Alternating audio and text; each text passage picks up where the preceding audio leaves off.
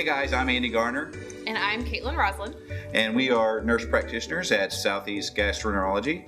And we are back by popular demand for part 2, because everybody loves a sequel, of your tips and tricks for your colonoscopy bowel preparation.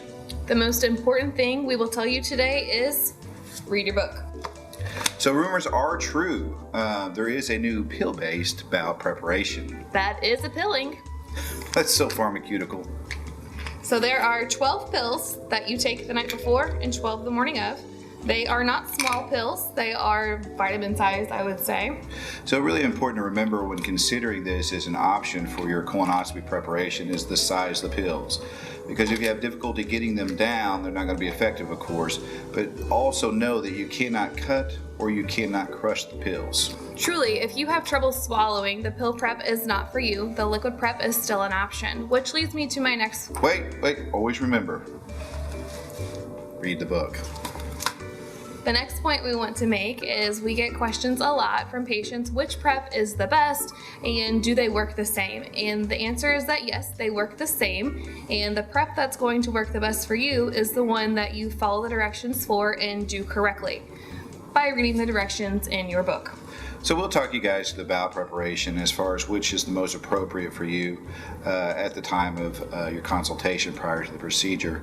You know, one thing really important to note is that whether you set this up on the phone with a nurse or in the office with one of us, that you let the provider or the scheduling person know that you do have some difficulty with constipation if you do, because it can alter your bowel preparation a little bit. Now, ultimately, regardless of the type of preparation you use, it all comes out the same in the end. So it's important that you hold on to your book. Do not lose this book. It's very important. You should notice that your stools are becoming clear before you go to bed the night before your colonoscopy. And if not, dig out your book and contact the on-call nurse. She can guide you through some tips to get you through the rest of the colonoscopy prep before your procedure the next morning. It's important to have somebody that can drive you home that day, or at least a responsible adult to ride along with you. So make sure you hold on to your book, because it has all that important information in it. We often hear patients complain a little bit that they have to go the entire day before the colonoscopy without eating. And we're here to tell you that's not true. You can feast as long as it's on these clear liquids.